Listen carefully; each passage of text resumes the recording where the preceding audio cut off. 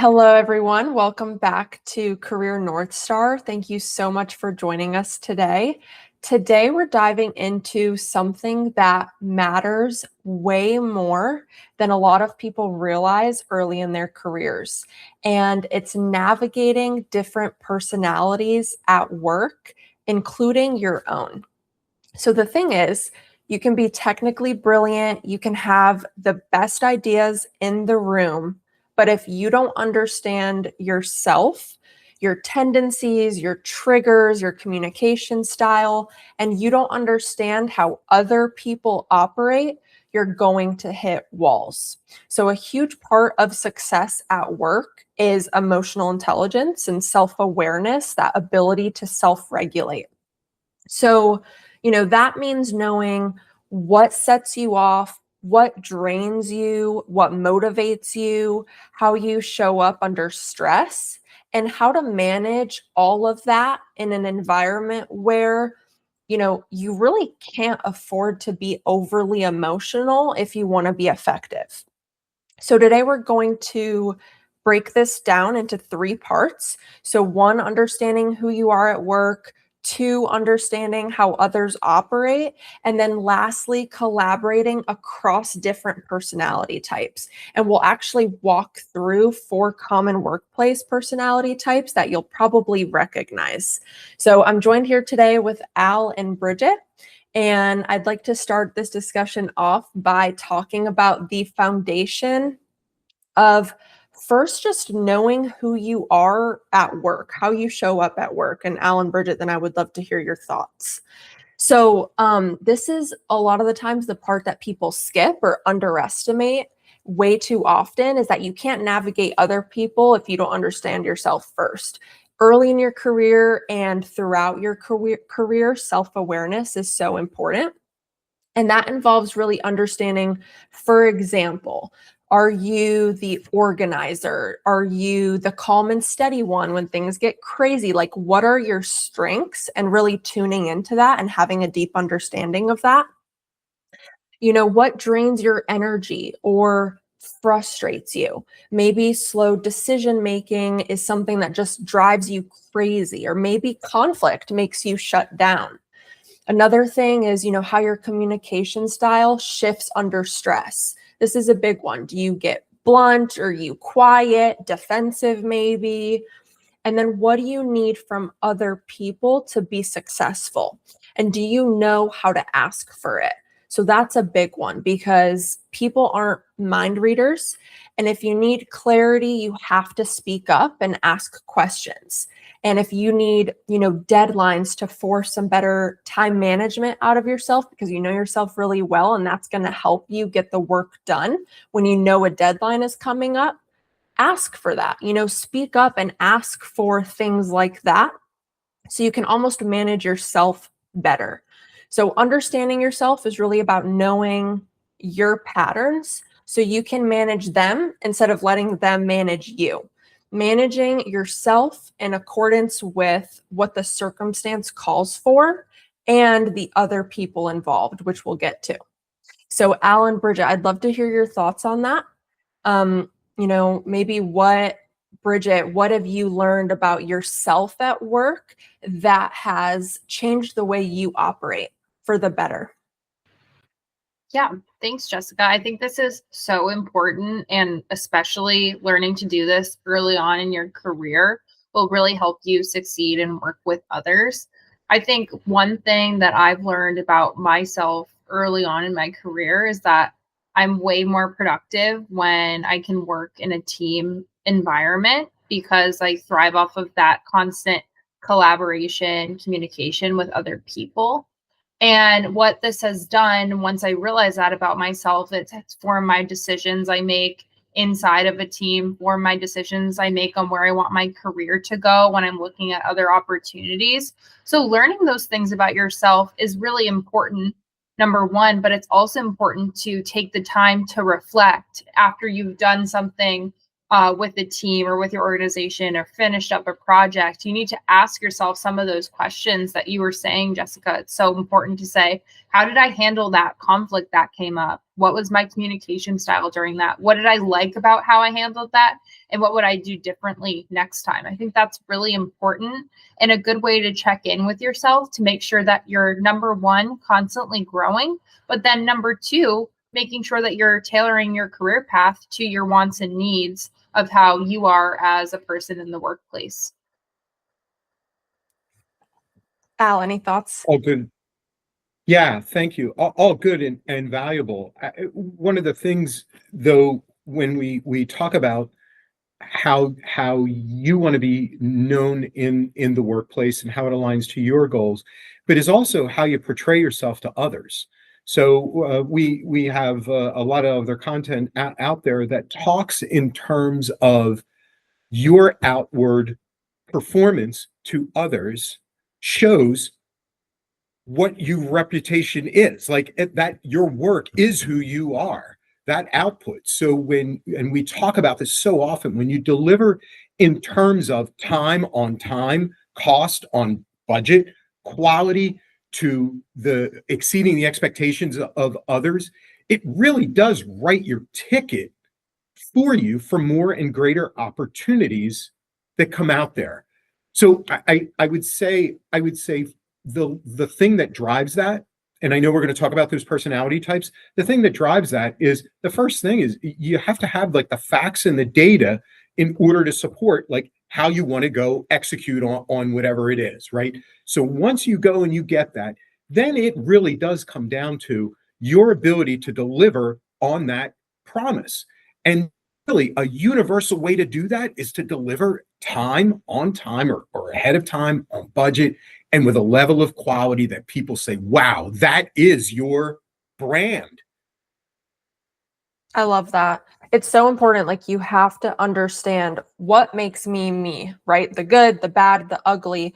But what are the things that I want to be known for in the workplace, and then actually deliver based on that? You're always building your brand, always building your reputation. So you have to be very intentional along the way to do that.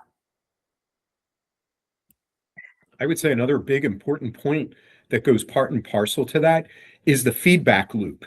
So, know thyself, certainly, like number one, like you need to look in the mirror and say, hey, my brand, if nothing else, if nobody likes anything else about me, if they can look at me and say, I deliver time, cost, quality, so I'm dependable, and you can grow that trust, right? And that credibility. But it's always good to get the feedback. And Bridget, I know you're really big on this. Get that feedback, because when you're looking in the mirror, you might see one thing. It's what other people are looking at as well. So you want to make sure when you talk about alignment to your goals and where you want to go, make sure that everybody else is sharing in the same feedback that you're looking at. Like, yeah, I think I did that. A great job. You have to make sure that everybody else is on board with that as well. So that feedback loop is so very, very important. How you go about that, Bridget, maybe you want to talk a little bit about how you can go obtain some of that feedback to make sure you're lined up with what everybody else sees in you. Yeah, I think feedback is so important, and it can also often be misconstrued, especially if you're early on in your career. I think sometimes people can be afraid of the word feedback and receiving feedback because it's only thought of as a negative thing. But feedback can also be positive. Somebody can tell you that you're doing a good job at something, and you might have no idea. It can go both ways. So you could also realize that you're good at something that you didn't realize that you were good at because you didn't notice that about yourself. But same thing, you could also realize that there are things you can improve upon that you weren't picking up on yourself. Easiest way to do that, go about getting feedback organically, is right after a meeting where you played a part in the deliverable or the presentation. Ask somebody in the meeting that you have a relationship with, hey, how did that go? What could I have done better? It's really easy. And then you can also set up more like standardized ways to make sure that you're constantly getting feedback. And I think you'll find that it's going to be a mix of things that you could work on, but also things that you did well. So it's also a confidence boost aside from just things that you can improve on. So good. I think people can really fear feedback or sometimes misinterpret it, maybe take it as like a personal attack. And again, that's where I think a lot of reflecting has to come into play. Like you should be asking yourself, okay, do I have tendencies like maybe I get a little defensive, right? When others come to me with feedback that maybe I need to rewire for my benefit because all feedback is good. And that's like a changing the way you think about feedback thing. If you can receive it without defensiveness, you'll grow faster for sure. So, next thing is when you understand yourself, the next step would be understanding the people around you. And this is where sometimes some misunderstandings can happen. So, a big thing to remember is that people's roles often dictate what they care about. So, for example, if I'm talking to a lead on a program, they don't necessarily they don't need a play by play of every challenge that I encounter, but they do need to know if something is going to impact a key deliverable or a deadline based on their role, or that's what they care about. And understanding what people care about is so important. So then you can be specific and intentional with what you bring to people. So when you understand someone's role, you can really predict, okay, well, what does this person prioritize? What do they worry about? What maybe do they ignore and it's not as big of a deal to them? How do they make decisions? And that really helps you to interpret their behavior more accurately. It's going to make you successful. And then avoid taking things personally. You can adapt your communication style and then collaborate with them in a way where there's less friction and it's just a little bit more seamless, right? You're going into a conversation, you're going into a working session with someone, understanding how they operate. So a simple framework like noticing whether someone is more of an introvert or an extrovert, maybe more task oriented or people oriented. Like Bridget, you said you love working in teams. These clues will tell you a lot about how to approach someone. So really important to remember that. So Al and Bridget, I'm curious, like, have you ever realized you were misunderstanding someone, maybe because you didn't understand their role or priorities? Al, go ahead. So the timeliness of this topic is amazing. So I have a very good friend of mine who sent in a question to us, and it talks about a time where you struggled with one of the concepts that we're talking about here, and what made the light bulb go off to correct it or overcome it so that you could then work with that person effectively. And it's one of my worst and favorite stories of all time because it goes to how to communicate. So a while ago, earlier in my career, I had the big presentation. It was the big financial analysis presenting to the CFO and all of the financial leads. I was ready as all could be. I had this giant spreadsheet ready to go. I had like a few slides that kind of like teed it up. And then I had this massive spreadsheet and screenshots and highlights and all of this. And I get in there and I am 5 minutes into the presentation and I break out my pride and joy, this beautiful spreadsheet. And the CFO sits there with hands folded and says, "What is this?" And I said, "Well, if you take a look at it, see, in this cell 5,000, C5,000, you'll see 2 + 2 = 4. Hand up, paused me, and said, "I have no idea what you're talking about," and exited me from the meeting. At the same time, the finance manager, one of the directs, reaches out to me via text and says, "All we needed was 3 slides." Like, what do you mean all you need is 3 slides? It's a financial analysis. I have to bring the financial analysis. No, you don't. For that audience, to work with that audience appropriately, all they needed was, I need to know where we are, where we want to go, what are the gaps in between the two, how much is it going to cost, and how do we get there with a 1-slide plan. And the trust then would be in the communication with all the other folks down in a more technical level, whether the math held up and the margins and the revenues all added up appropriately. So Jack, this one is for you.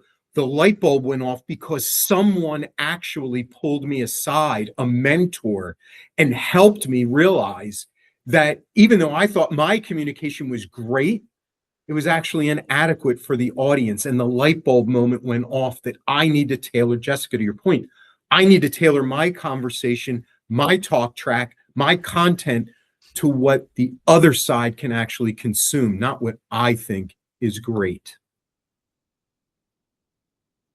That's a really great example. Thanks for sharing, Al.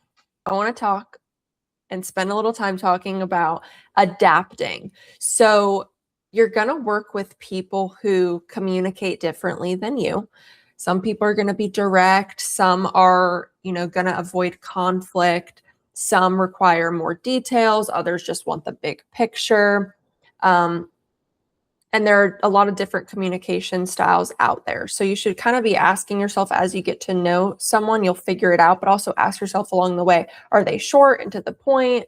How much context do they require? Do they want decisions to be made quickly? You have to know your audience and really invest the time in getting to know the people that you're working with. And a topic and a word I actually hear get thrown around a lot is authenticity. So I think a lot of the times when people hear the word, or you have to adapt, they assume that means you're giving up almost a piece of yourself or maybe losing yourself. And they get kind of hung up on the whole idea of authenticity. I hear people say, be authentic and don't change for anyone. But what I don't think people consider a lot of the times about that sort of strong stance and just like be who you are is that sometimes matching someone else's style is what gets the job done. Being authentic to me means being true to your values for sure, but also flexible in your approach. That's not being fake. That's not being inauthentic. That's being really smart and emotionally intelligent about what the situation calls for and adapting based on that, based on the person and based on the circumstance. So there are four, go ahead, Al. Yeah. Yeah, if I may, that concept of flex of your style to fit someone else is called pacing. When you pace someone, it can be implicit, where they're in a meeting and they take a drink of water, you take a drink of water. They take a look at their phone, you take a look at your phone. They cross their legs, you cross their, your legs. Very implicit kind of. And then there's explicit, where you talk in the tone and style and content that they can understand. Back to the CFO example. If I start talking at a very low technical level, even to the CFO in their field of expertise, the financial part, they might not be able to have a good conversation about it. They'll understand it, but they might not have a full concept of everything that we need to do. So what do you need to do? You need to flex and bring yourself up to their level. That's not easy, because likewise, the first meeting you had is with the people 3 and 4 levels down who are doing the ditch digging and the fact finding, right? And understanding the data-driven approach. So you need to be able to get technical with them to a certain extent. So does it violate, authenticity or inauthenticity? No, it doesn't. It's actually authentic that you're trying to be flexible to meet them where they are in how to work with them. So, and likewise, if you're very direct in your responses, right now you're talking about personality traits. When you talk in terms of direct, indirect kind of thing, hey, the best way to be able to do that is to meet them where they are in terms of that communication style, right? You flex a little bit. They need to help you a little at the same time, right? To be able to say, this is what, benefits them the best, right? The way that they react. But for you, especially early in your career, to gain that credibility, you've got to try to meet people where they are and help them. We've talked about that before. So it's a really key point. It does not invalidate being authentic. What it does validate is that you're willing to meet other people where they are so you can get to a communication state where you both can succeed. Al, I love your point of pacing. I think that's so important both when you're in meetings and then when you're having those out of meeting conversations, whether it's after work, at the lunch area, whatever it is. And I think a good way to pace yourself when you're having those conversations is to remember what your professional brand is and always go back to that when you're thinking about sharing things at work. Like you said, it's important to pace and match people's energy or make sure that they know that you're kind of in this together. But if you think that something is detracting from your brand, then that's okay to pace the conversation yourself and kind of redirect it back to something that you feel comfortable talking about. I think that's especially difficult to do when you're new in your career because you want to fit in with the team and you want to match their energy and all of that stuff. And you can do that in your own way, but just always think back to, is this going to help my brand? Is this how I want other people to see me at work? And is this how I want to see myself at work? So well said. And I want to talk about 4 common personality types that you will see in the workplace. It's important to be aware that these personality types are sort of out there because then you can understand how to manage. Like you can almost have a plan going into a situation with this kind of person because you've seen it before, you're familiar with how they operate, and you know how to work with them. So the first one is driver. And this person is very direct, they're very fast paced, they're very results focused. So they operate very quickly. And I think working with someone like that maybe at times can feel overwhelming. But you first have to be concise. You have to be prepared going into a conversation with them. They're usually very fact based. So you have to have your ducks in a row, data ready, facts at hand, and also not take their directness personally, which I think can sometimes be hard, especially for an early career professional, just sort of encountering someone with this style. It can kind of feel like a personal attack, or maybe, oh, this person doesn't like me, and you sort of get in your head about someone with this style. It's happened to me, but just remember that it's never a reflection of you, and you just have to be prepared going into anything with that sort of a person. And then the second one is analytical. So this person is very organized. They like data as well, but sometimes they can be slow to decide because they're so methodical. They really like to take their time and analyze situations. So you have to give this person time and details, but also a timeline. Like you have to be very clear with them because I've worked with people who are very analytical, and sometimes it'll just take so long to sort of like get to the point or to finish something. And if you're on a time crunch or you know you need something from them at a certain point in time, you have to be clear out the gate with them because they will eat up all of the time usually. That's just how they operate.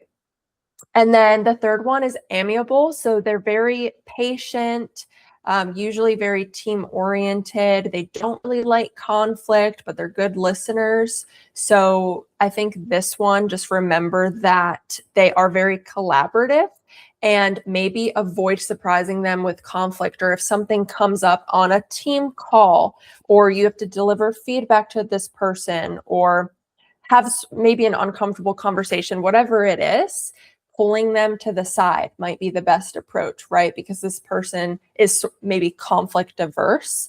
And so addressing something in front of a lot of people might not be the best way to build a relationship with them.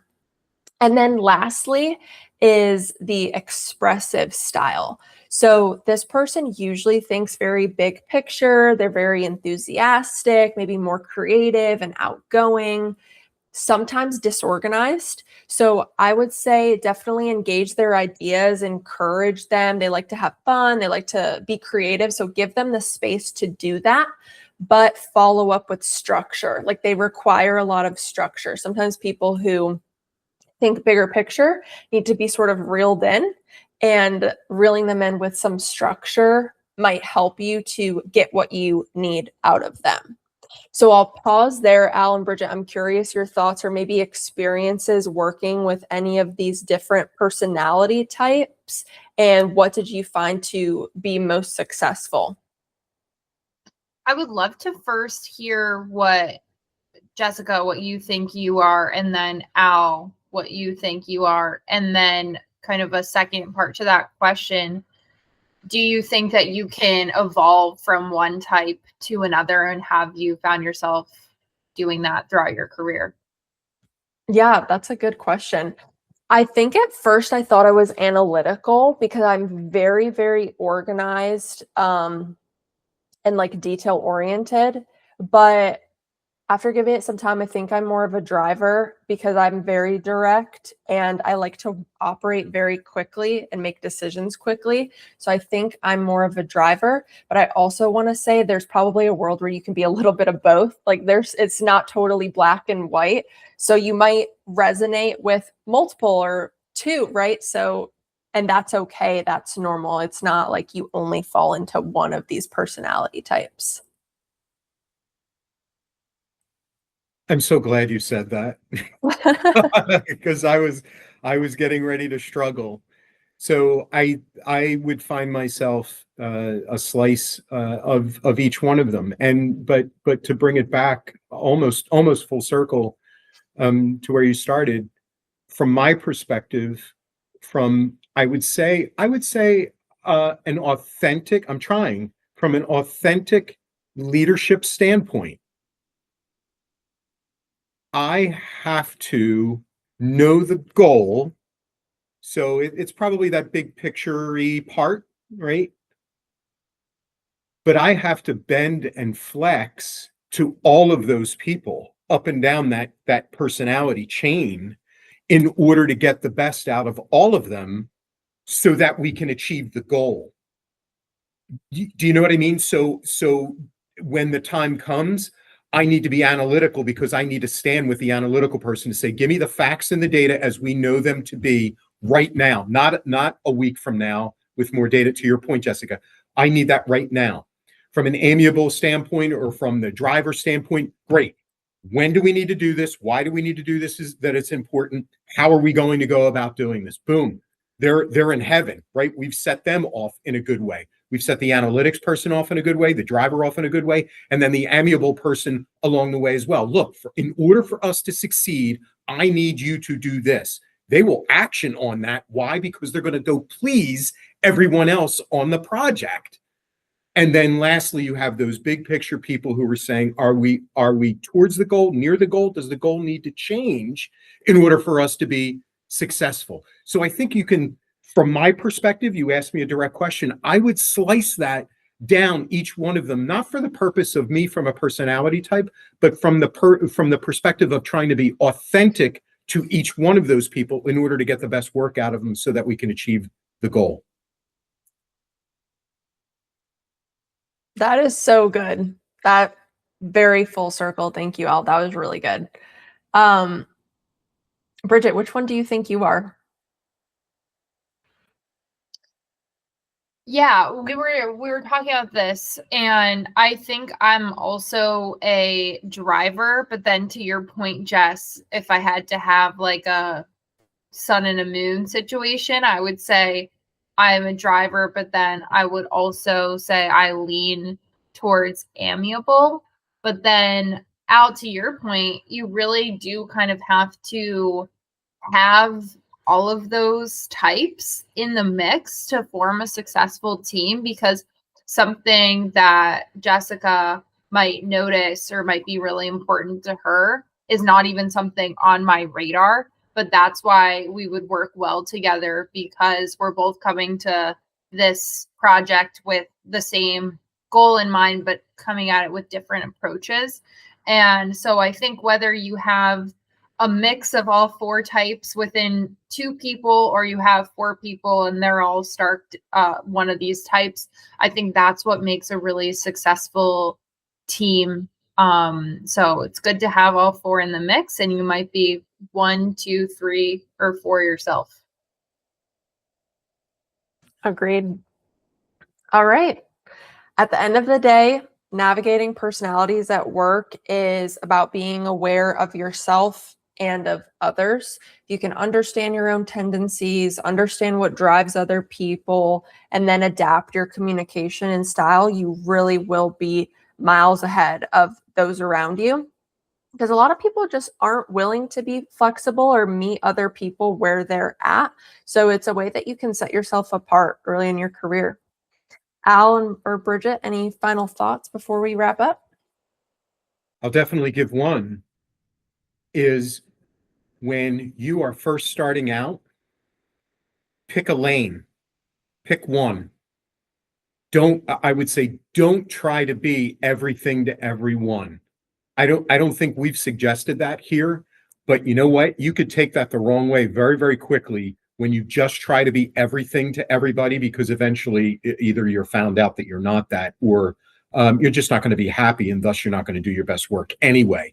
It's pick a lane early on, go to your strength, then develop all of those other skills that we've talked about here. But anchor yourself, put yourself in a cornerstone that sets your brand in motion, deliver off of that brand, build yourself along the way. When you do that, that's the thing that will have people coming back for more and more, and trusting, credibility, growth, success, and frankly, happiness. Awesome. All right. Thank you so much for tuning in to Career North Star. Until next time.